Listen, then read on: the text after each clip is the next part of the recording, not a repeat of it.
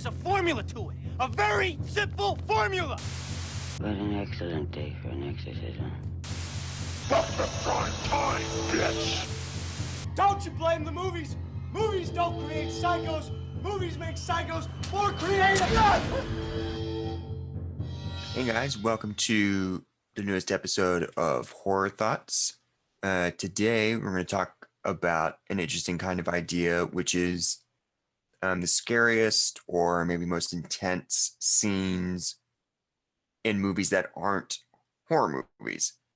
Because, you know, different genres can play with different sort of ideas and feelings. And so something being scary doesn't necessarily have to be in a scary movie. And so we both have a few things to kind of go through. This was actually Scott's idea, so if he wants to start with one.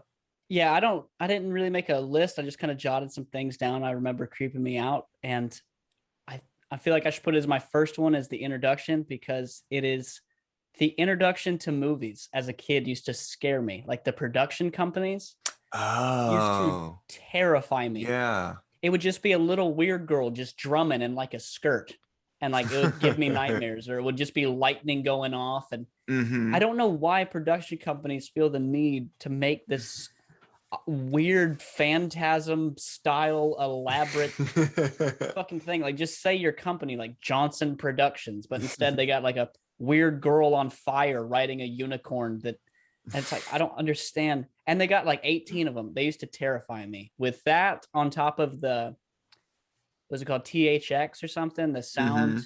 Yeah, I hated that. It scared me to death as a kid. no, yeah, the one that got to me as a kid was, I think you mentioned this, the lightning one, where it was like in like a glass ball, and then it would just like explode, and just the sound of it was so intense. Yeah, they always freaked me out before the movie even started. So that's kind of my opener. I figured that was a good way to start it off for me. Yeah. So I also just had a bunch of stuff sort of jotted down. This was honestly kind of a weird topic for me, or a difficult one, because I don't really get like super scared that easily. I don't know if I'm just desensitized because of how much horror I've seen, but there isn't a lot that really gets to me. So some of this is kind of like you, where it was like what kind of maybe got to me as a kid. So the first one, and it was just a random thing that came to my mind. I don't remember what it was. It was either a trailer or just like a commercial. It was for one of the live action 101 Dalmatian movies. And this commercial or whatever ended with like a really tight close up of Glenn Close as Cruella DeVille, just like maniacally laughing, and like lightning maybe flashed, and maybe it's like a quick cut, but I don't know what it was, but because I don't remember it that well, but I remember it really got to me as a kid. It really like freaked me out. Oh, that's so funny. A close up of Glenn Close. You're like, oh God, I can't. That's funny. I'm the same as you, as far as, especially now in age, nothing's going to scare me to where once I turn the movie off, it's going to stick with me, or I'm going to be scared, or I'm not even really that jumpy. So I kind of picked things that scared me as a kid, but also ones that I can just appreciate for being extremely unnerving in a setting that it's not supposed to be. Like on here, I got American History X, when he does the curb stomp scene. I don't know if you've seen that movie before. So they do this entire, do you know anything about that movie? No. So it's basically just like follows a white supremacist group and all the bad things they do. And there's one part, it's not spoiling anything of the movie, but it's one of the early scenes, and it's black and white, and it's really aggressive, and there's a lot of this commotion going on outside, and he walks outside and sees someone breaking into his car, and he grabs him and drags him at gunpoint to a curb and just starts going off on him with all this racist stuff, and puts his mouth on the curb and just heel stomps him right in the back of the head, right at the beginning of the movie. Just poof. And it makes you so uncomfortable. That's how they started it. And again, it's not going to make you jump. It's not horrifying, but you're thinking like, there's no way they're going to show it. There's no way he's going to do this. And they build it up so long that when he finally does it, it makes your skin crawl. And that one sticks with me for a lot of reasons, just because one, it's a well-made scene, but two, the fact that someone would do that to somebody just for something so petty to prove a point makes it really uncomfortable for other reasons. The next one I have, I don't know, it feels pretty normal. It's from the second Harry Potter movie, The Chamber of Secrets. I do not like spiders. I think they're awful. And I don't know if you've seen Harry Potter, because I know you're not super into that. A long kind of time thing. ago, I've seen them. But, there's a sequence where Harry and Ron go into the woods, and there's this giant spider named Aragog, and his army of giant spider children. And there's this whole like intense chase sequence where they try to eat Harry and Ron, and I hate it. I hate spiders. I hate giant spiders. They're gross. I hate it. You ever seen Arachnophobia with No. Jeff Daniels? No. Oh man, I don't watch spider stuff. can't do it at all. Yeah, that one would be your worst nightmare. Yeah, I can't think of. I've seen the Harry Potters a couple times, but I can't really think of it. The only thing I can remember is that dude who had a head on the back of his head, and the three-headed dog is like all I can remember from those movies. That's the first one. Those are both from the first one. Oh, okay. Well, then there you go. I remember that one. I have one of my all-time favorite movies. Maybe you could consider this a horror, but I would consider it more of a thriller or a mystery, and that's Seven. I think there's so many horrific scenes in that movie that are played to an extreme level. But I think the one that gets everybody is the scene where he's showing the sloth as one of the seven deadly sins. And you just see this completely, what you would assume is a mummified human being. And he's been kept alive for years sitting there. And they finally get up to him and they touch him and he wakes up. And it's so disgusting and horrific because you've already been on this roller coaster of this movie, and then they get to that scene and you're just minding your own thinking he's dead and gross, and all of a sudden it just looks so painful and gruesome. And the first time I saw that movie, it made me jump out of my skin. I hated it so much. It was so gross. But that whole movie could be on the list. Every kill in that movie is truly disturbing. Yeah. My next one is it's a special effect from The Dark Knight. Have you seen The Dark Knight? A long time ago. But it's Two-Face. It's just the special effect of Two-Face of just his burned skin.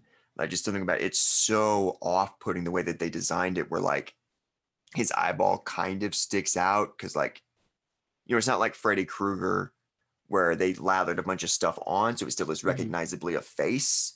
Like, there's just stuff missing, and you can like see like the tendons kind of moving when he talks. It's a really unnerving visual that really kind of gets under my skin. So you might know the answer to this. Did they do it practically, or was it more CGI? Or it was entirely CG. That's interesting, but they did it well. Yeah, that's good. I know I've seen like memes of him before, but I've never. I can't like picture it in my face or in my head.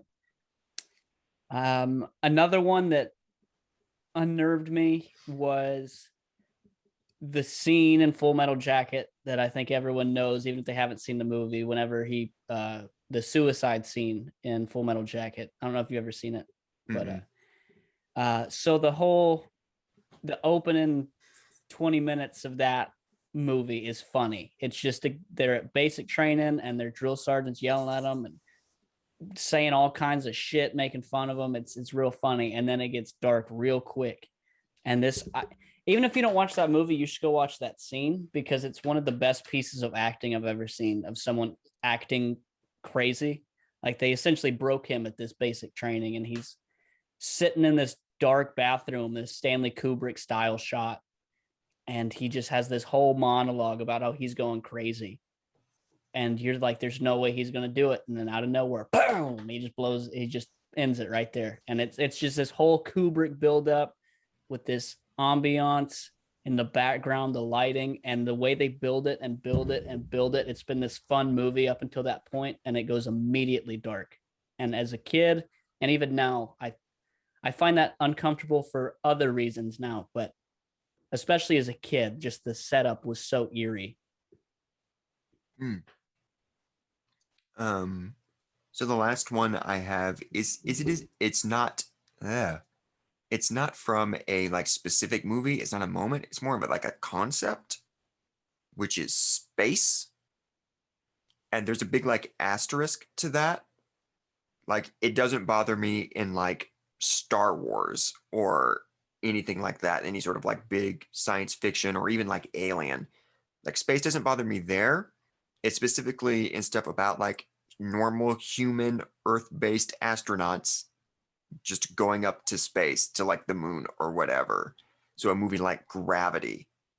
And I don't know if it's just because maybe stories about the Challenger like got to me as a kid, but like I don't know, it's so nerve-wracking to me, the idea of like that ship could explode and you know you're just in space and there's nothing and you would just float and die. Like it's just, I don't know, just something about just going from Earth to like above Earth in space, really like there's like an anxiety thing there that gets to me, and I don't know what that is. Have you ever seen Apollo 13? No, I haven't. That movie will give you a damn panic attack. You don't need to watch that movie. If you hate space and things going wrong, that movie, you might have a heart attack watching that one. That one is like, stressful. And like I do like enjoy the movies. Like I like Gravity, but it is like a real like intense thing where I'm like, I do not like this. I just watched one on Netflix a few months ago. I don't remember the title of it, but it starred Anna Kendrick, which is gonna be real. That's probably the only reason I clicked on it.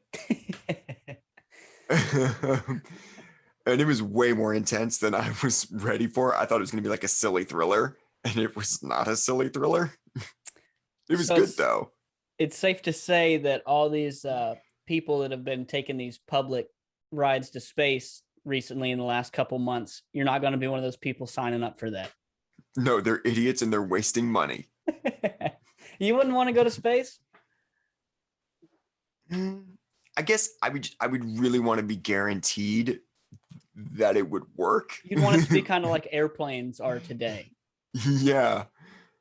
Like I want to be sure this thing is not gonna explode. And if I don't have to, like if I could do it in like a tourist way, where I'm not expected to like do work or go outside.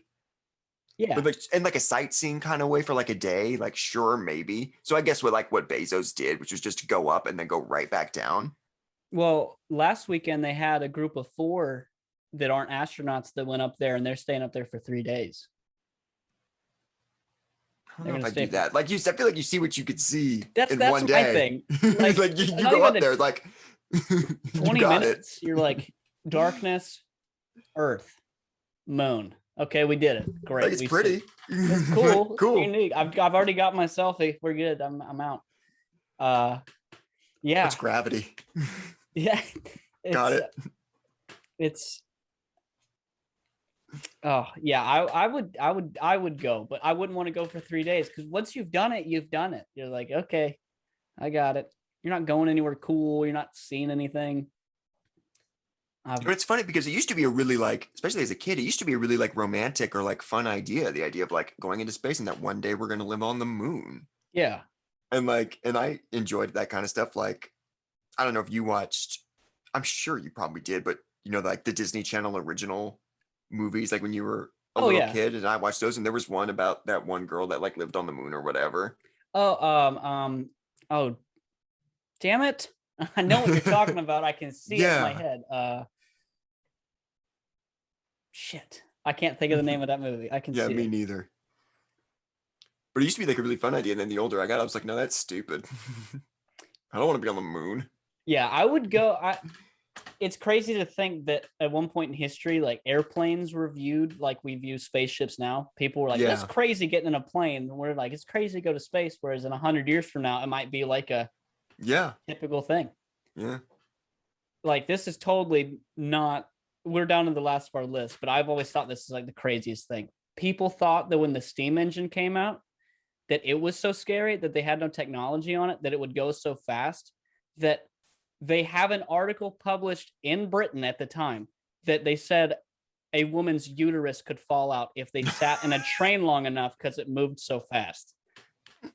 Oh my God. They said if you go up to a speed of over 50 miles an hour for that long, her uterus could fall out. And that's some bold journalism right there. That is why they lost the Revolutionary War. Yeah. And it's we just spooked them with steam. Yeah, all we have was a steam engine. Like, oh, we can't have our women on there. We'll have no more children. Yeah, that's how people are going to see spaceships for the next couple of years. And then 100 years from now, everyone will be doing it. I just think about how little science there was back then, or proof of anything, than just to have the nerve to be like, you know what I'm going to write? I got a hypothesis about this. People do that today. So people are just dumb. Yeah, people just have insane. Think about all the people going to the moon now, and those people are going to be like, it's still flat, bro. Like, all right. You're right. Thousands of people have kept their mouths shut for 100 years. It's flat. The biggest one is, I'm like, what do you have to gain? Like, if we found out it's flat today, what changes? We'd throw away globes? Like, what? The globe industry just dies. Yeah, that sliver of the market selling globes and atlases is done for. Like, what changes? Nothing. Flat earthers. Yeah, it just it's insane. I know that's not on. I guess we talked about space, so I guess it is on topic. But good Lord, some other things I wrote down that they're not really big, but I can kind of remember them, is in Chitty Chitty Bang Bang, for whatever reason. I can remember there's one scene where this guy is I can't remember why he wants them, but he wants to steal these kids and take them to like this princess queen. And so he dresses up with all these toys and he's like, hello, children, would you like the toys? And he lures all these kids in like 1968 too. So the acting's not very great. So it's just this guy lingering. And then they're in their basement looking at him, and he just peeks his head down and stares at him. It's like, I got candy and all these things. And they run into this cage, and then he just takes off with them. That's in Chitty Chitty Bang Bang. That's a family musical. That's terrifying. That and Willy Wonka, when they take the boat ride. Oh, the tunnel. That's the weirdest scene. It's so creepy because you just got Gene Wilder just staring at you, and it's all these colors going off. He just starts screaming at the top of his lungs. Yeah. There are a lot of kids' movies with like scenes that are just like, oh, that was brutally intense out of nowhere. It was unnerving for no apparent reason. A lot of the early Disney had that. Oh, like have you seen Pinocchio? A very long time. When he turns into the donkey? Yeah. Yeah. And they never get turned back. They're just donkeys now. That's just them forever. It's so scary. Yeah, it's there's so many things. Like when you think, like you said, when you think back on those movies, you're like, oh my God, that's pretty dark. I'm trying to think of other. Satan just shows up in Fantasia. I can't think. That's like a musical anthology they did. Yeah, is that the one with Mickey Mouse and stuff in it? Am I thinking? Yeah, and the sorcerer's. Yeah. Yes. Okay, yeah. And one of those is just Satan, just out of nowhere. It's like, oh, it's a beautiful sequence. Like it's really well animated and cool. But at the same time, it's like, wow. Disney movies are kind of brutal when you think about all the subliminal things they've hid in their movies and stuff that people show. You're like, oh my God, guys, come on. Alice in Wonderland, that whole movie's trippy. Yeah. That's when I could see freaking a kid out, because there's a lot going on. But Pinocchio, yeah, you're right. That one is kind of weird. You don't ever come back. That's you forever. And we're just showing children this. Just a donkey. Not even like a talking donkey. He's just a donkey now. You're not even like Donkey from Shrek. You're just there. That's funny. I don't really have anything else. A lot of war movie stuff. I know that's like I wouldn't say it scares me, but it's something like the beginning of Saving Private Ryan. How well it's shot of them storming the beach is super chilling to the point where when they screened it for veterans, they left the theater because they're like, I could smell the fuel, I could smell the bodies. Like that's how realistic it is. And there's one scene in that movie where he's fighting this German, and the German's on top of him, and slowly just putting his dagger and just push, and he's going to go into his chest, and it's so slow. He just push it. It takes 30 seconds, and the whole time you're like, no, no, no, no, no, and it's just stuff like that. Really, I wouldn't say it scares me, but it definitely makes me feel unnerved because that was a legit thing that happened to people. Yeah. But that's all I got for this, unless you got another one. If you got any horror news. Yeah. So I had a couple more news things real quick. So it just got announced that Shudder is doing a thing with Elvira. Do you know who Elvira is? I'm surprised she's still with us, but yes. She just turned 70. Her birthday was the other day. Wow. But for those who don't know, she was a sort of TV host, sort of along the lines of Joe Bob Briggs. And she would just host horror movies on whatever cable channel she was on, and sort of do like, different segments, introducing the movies, giving trivia. And she is this sort of like big, sort of over the top character. But Shudder is doing a sort of little mini revival because I guess it's the 40th anniversary of her show. And so I think it's this upcoming Saturday at the time of recording. So the 25th. So it'll probably have aired already. But they're going to stream it live Saturday night, like they do Joe Bob, because Shudder also brought back Joe Bob Briggs, and they do his stuff live too. But with Joe Bob, they normally they just put it right on the app after like the live sort of stream of it. And in the press release for the Elvira thing, they specifically use the term on demand, which typically means paying for it. Yeah. Which is weird because Shudder's never done that before. So I'm not sure what that's about, or if that's just like a miscommunication in a press release. So I think that's kind of weird. She'll be hosting 4 movies. We don't know what they are because, like with Joe Bob, they keep them secret until they air. Joe Bob's been doing it on Shudder for a long time, though. So there's a lot of stuff that's already been covered. It'll be interesting to see if it's stuff that's already on Shudder or if it's stuff that will be joining Shudder as a result of this. Because obviously their library is limited to what they can use because it has to be what Shudder can use the rights to. But I like this stuff. Both of us are a little too young. We kind of missed this era a little bit of these hosts. They were kind of over and done with by the time we were getting into this genre, I think. Like even Mystery Science Theater, I think, would have been over by the time I was getting into this stuff. But I like it. I think it's kind of fun. And I've really enjoyed watching the Joe Bob stuff on Shudder because it's a fun way to kind of discover stuff you haven't seen. Because obviously Joe Bob shows a bunch of stuff that I've seen a million times. But one of the downsides of streaming is that there's so much stuff that it's like, I don't know where to start. Like I sometimes go to Shudder and I'm like, I don't even know. Yeah. Because there's like 1,000 titles. Yeah. And so it's nice when Joe Bob is like, here is this and here's what it is. And like I've found some great stuff watching the Joe Bob streams. So hopefully the Elvira one will be good. Yeah, sometimes I have to go to like their Shudder TV or whatever and just put one on because there's too many. I love options. that they have that. Yeah. More streaming services need that, where it's essentially just like hitting the shuffle button.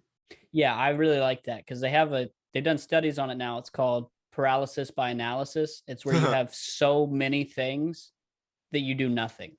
Yeah, you just sit there and click for 2 hours and like, I'm just going to go to bed. If you have too many options, you'll pick 0 things. Whereas if you have a limited array, you'll make a decision. Or you'll just go to like the comfort food you've always watched, which is why so many people just watch The Office or Friends just over and over and over again. Yeah. But the last thing, and this might be out by the time this episode comes out, but we got our first trailer for Amazon Prime's I Know What You Did Last Summer television series. It is an odd trailer. It's over a minute long. It's like a minute 15. And I'd say a good 90% of it is just hot teenagers / young adults partying. It doesn't look like any sort of horror thing at all. If I just showed it to you, you would have no idea it had anything to do with I Know What You Did Last Summer. There's like one little bit at the very end of the trailer where it's like, okay, well, that's the thing at least. It's a weird trailer. I don't know what the show is going to be. This is not a good premise for a TV show. I imagine this thing is going to be padded all to hell. And I am not looking forward to this.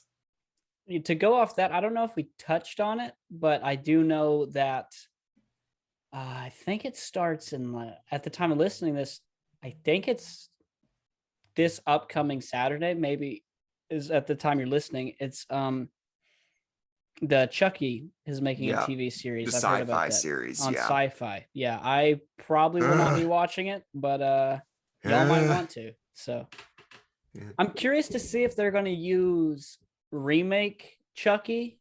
It's going to be a direct sequel to the most recent sequels, the direct-to-video stuff. So like Curse of Chucky and Cult of Chucky. Okay. It's picking up from there.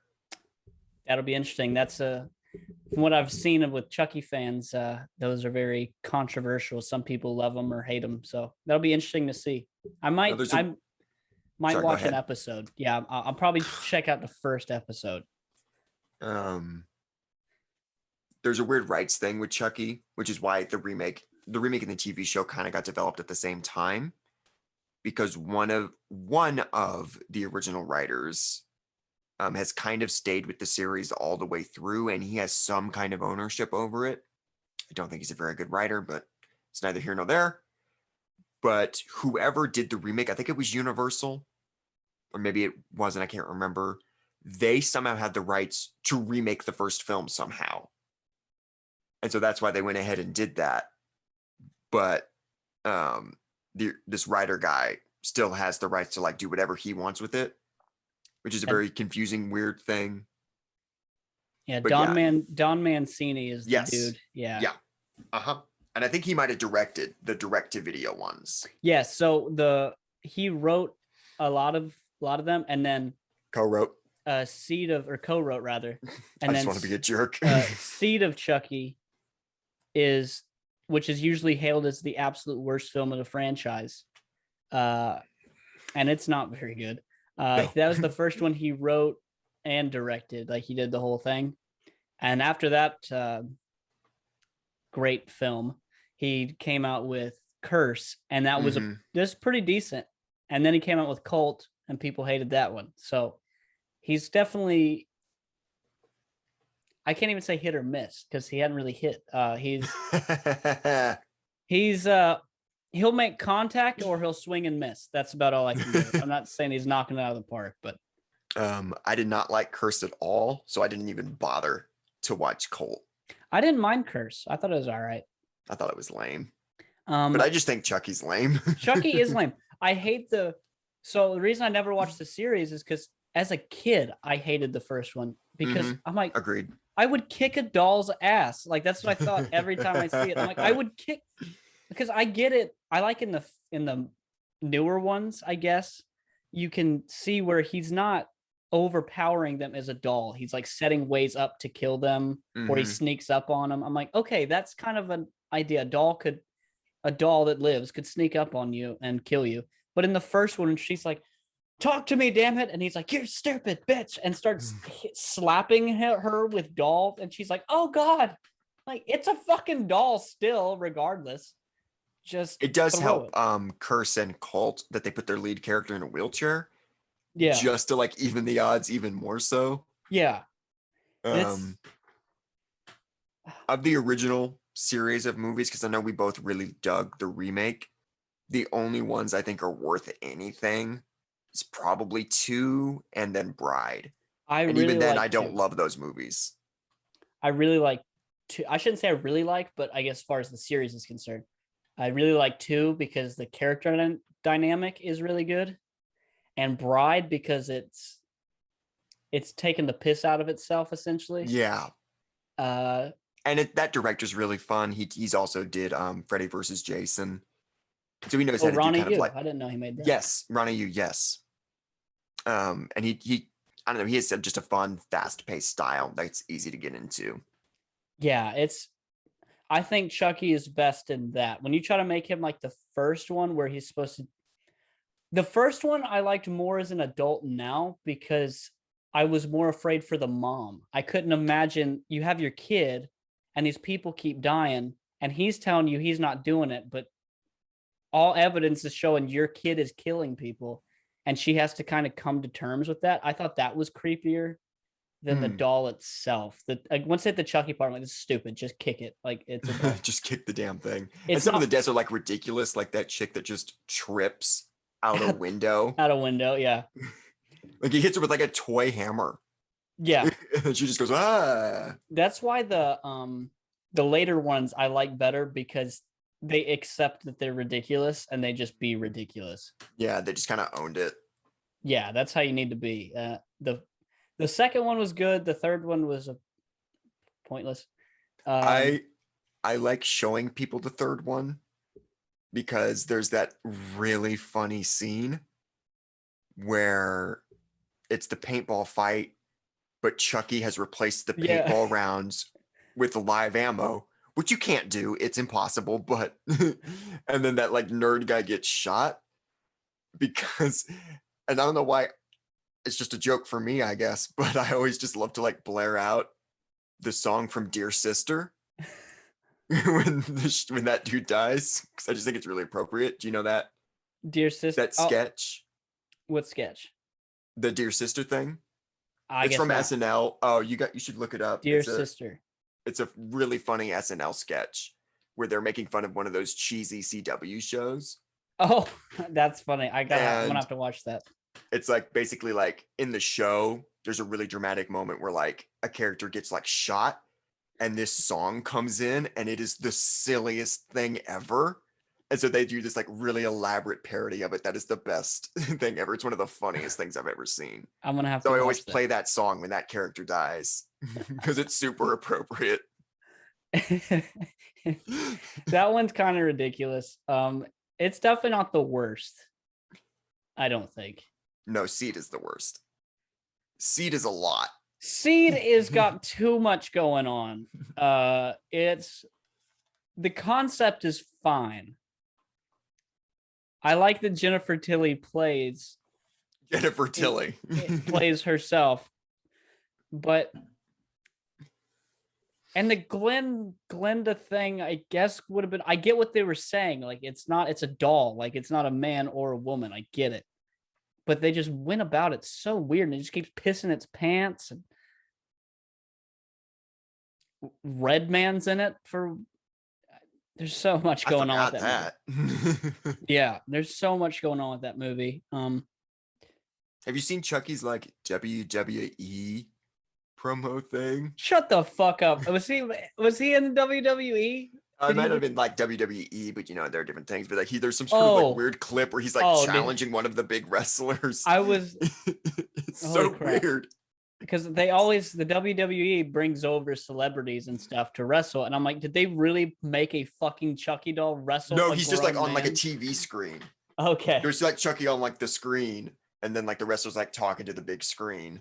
Okay, dude. I was about to say if they threw a fucking doll at a grown man in a wrestling ring and he's like, oh, just throw the doll in there, just throw it, it bounces off his head and he just falls over. That would. Did you ever watch? It made me think of on MTV. Did you ever watch Celebrity Deathmatch? A little bit growing up, yeah. I'd be willing to bet if you went through those series, they had to have done like Jason versus Chucky or Freddy or something. Yeah. They did like Fred Durst versus Kid Rock. shit like The that. two It's all ones I claymation. remember the most was they did Kiss versus like one of the boy bands, like either NSYNC or Backstreet Boys. They did one of them versus Kiss, and they did the singer of Creed versus I think that maybe the singer of Pearl Jam because they have like such kind of similar Yeah. voices. I bet So that it's like one's good. those are the two I remember. Do you remember? I think it was Mad TV. I think it was Mad TV where Kiss fought Michael Jackson. I love that episode of Mad TV. Mad TV is super hit or miss. Like Yeah, I've seen some Mad TV where I didn't laugh a single time, but that's one of their better episodes. That's a really good. They have a few really good Kiss sketches. yeah, that's the one I can remember. Mad TV. Yeah. It had. You're right. It has some good ones. Like I used to love the Kenny Rogers skits. I always thought those were funny. I always liked their Coldplays. I always thought they did really solid parodies of Coldplay. I never saw the Coldplay one. I think that might have been later. Yeah, I watched the earlier, more earlier Mad TV.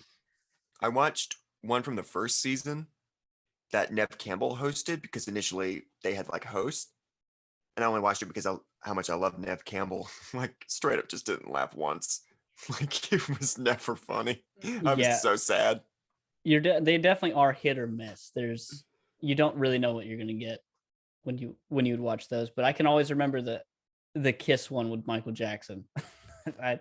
So ridiculous. My favorite, they do like the Charlie Brown thing where they're like getting like candy out of like a why can't I think of it, like just like a pumpkin pail, you know? And because it's such a thing to happen to Peter, where he's the one that has to be like, I got a rock. Like, yeah, that would happen to Peter. That would be that sums up this band deal. dynamic really well. I got a rock. Ace would probably be the one with all the eye holes cut in it on the Charlie Brown skit because he's off in his own fucking world. Speaking of Kiss, I think Family Guy did such good Kiss parodies. Oh my God. And my favorite is like there's like a commercial with Kiss and Ace just says something wild and Gene just goes, why don't you just go sit in the corner or something? And while he's talking in the middle of Gene talking, he just goes, rock and roll. Why don't you just go sit in the corner or something? Love that. And again, it is just like, yep, that is exactly what they're like. Or was it they do Kiss Save Santa? Oh, Kiss Save Santa is so good. Lois dated Gene. I remember that was one for a bit. Yeah. Yeah, they really do. There's one where Peter takes Lois to a Kiss concert, and they're in the front row and they're singing "Rock and Roll All Night," and she doesn't, and she's like, "And live all of the time," and then they get kicked out of the concert and beat up by the fans. I should have known you weren't really a Kiss fan. No one wants to be Peter Criss, not even Peter Criss. That's such a good line.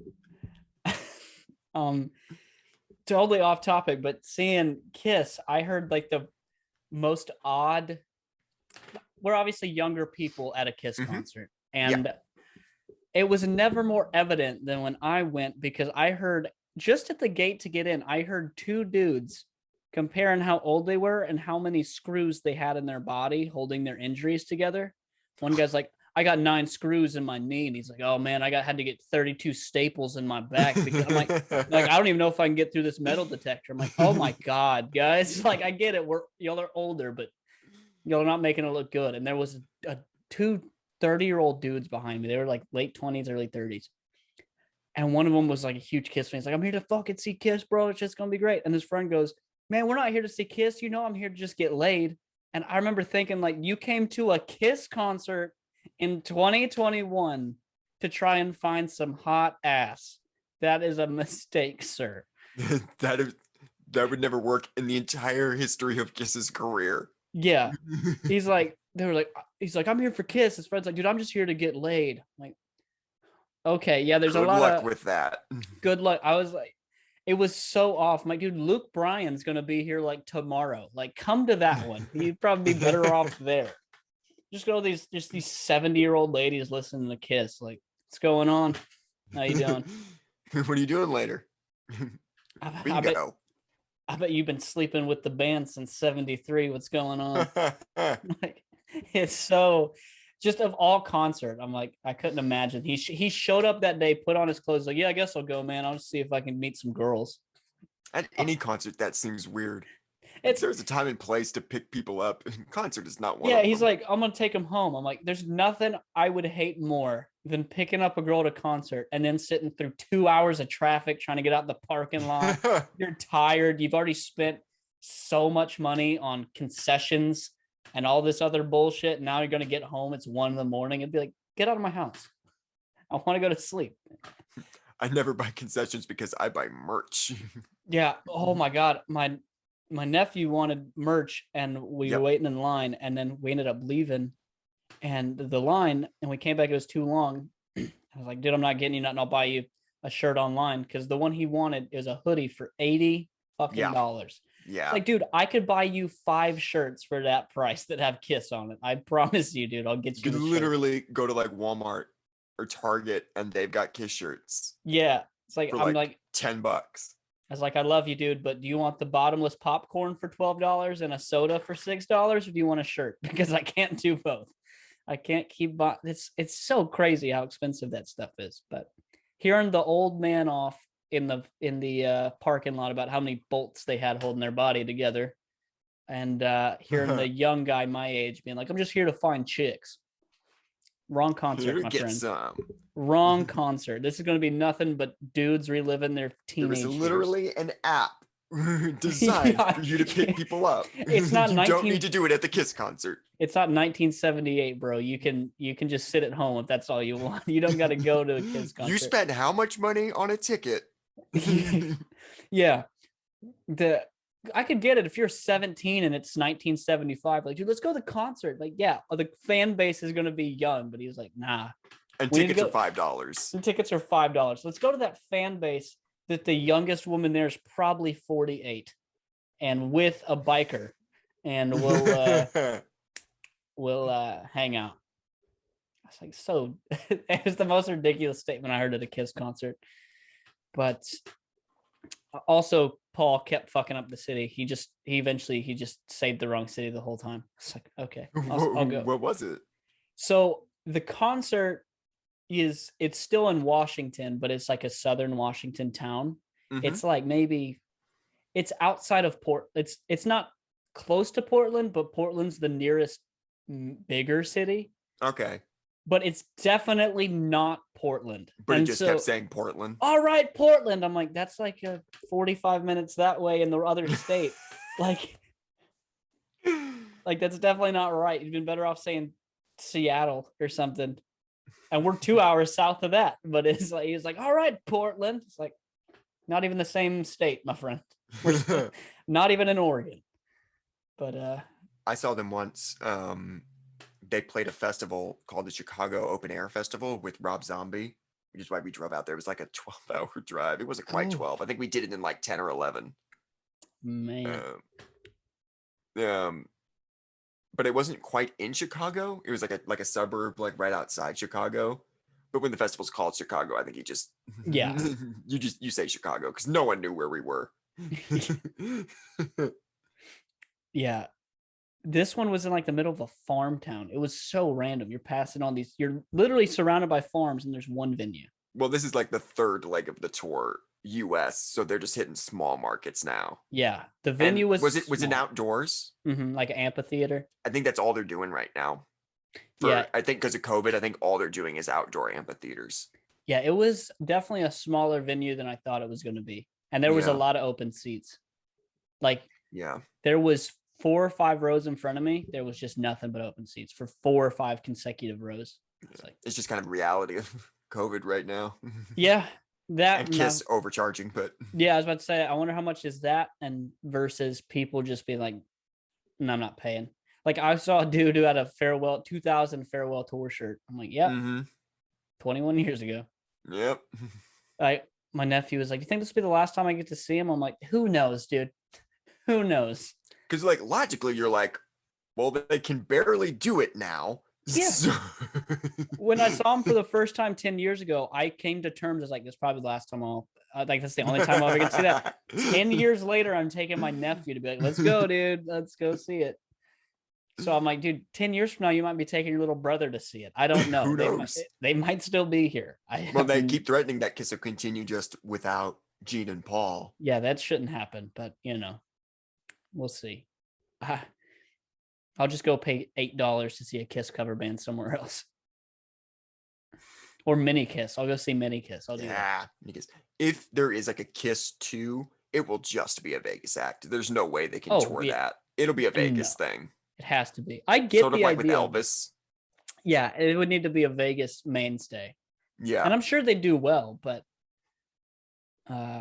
they wouldn't be able to tour. No, they're not that big. Maybe, like clubs, maybe. Even then, I'd go see someone's Blizzard of Oz cover band or something before I went and saw that. Well, Jesus, we went down a rabbit hole, but yeah, I don't got any more on my list. So we got through the news. You got anything you need to plug? Anything people should be looking out for? You said you got some October stuff you might be doing, the Halloween series and all that. Yeah, you just follow me on my YouTube and Instagram. It's just my name, Sean Blumenshine. I'm sure it'll be linked below, like usual. Yeah. Everything's linked below. As you're listening to this, I'm on day 6 of my 31 days of Halloween I'm doing on my YouTube. It's a new video a day, so you can go check that out. It's linked down below. But I'm horrible at signing these off, so I'm going to pass it over to Sean because he started it, and I'll let him do the awkward closeout because I suck at them. Thank you guys for listening. We'll see you next time.